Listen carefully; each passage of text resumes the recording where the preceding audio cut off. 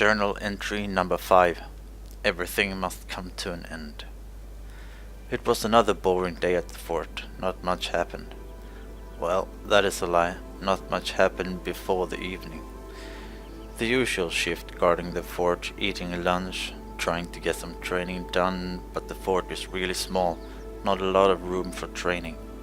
It makes me miss that arena thing the Char had built, but that is the only thing that I miss about that Char place. Holly was still upset from the event with the Crusaders Stromson and Sylvia, and then Arkan made it worse by saying that she took it too personally. How can it not be personal when someone tells you that you wish you weren't there and that they're sick and tired of you? Arkan didn't exactly rise in my esteem then. I thought Harley would rip his tongue out with her bare hands, so I stood between them to separate them.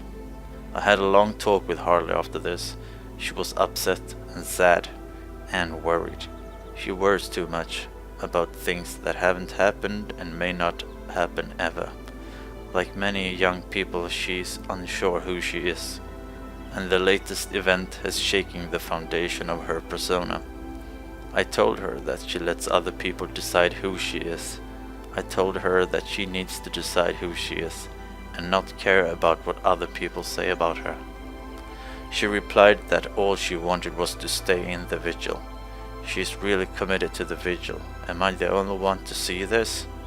I replied that if that is who she wants to be, then she must do whatever it takes to stay.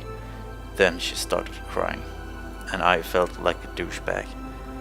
I told her that she wouldn't last a day in awe, being that sensitive. She replied that she won't cry in awe. I didn't believe her, but I didn't tell it to her. The future will show if I was right. I am not that used to comfort crying women.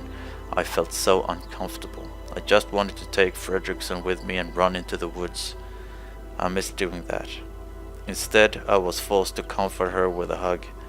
At least it made her feel better, so I guess I did something right. She stopped crying after a while. Rorik walked in right when we were hugging. We had to approach him and tell him I was only consoling Harley.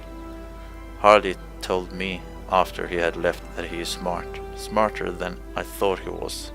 He had been signaling to Harley that he understood that there is something between me and her. I am sure none of the other recruits know, except for maybe Edmund and Aya. We were careful, knowing how the instructors looked upon relationships between recruits.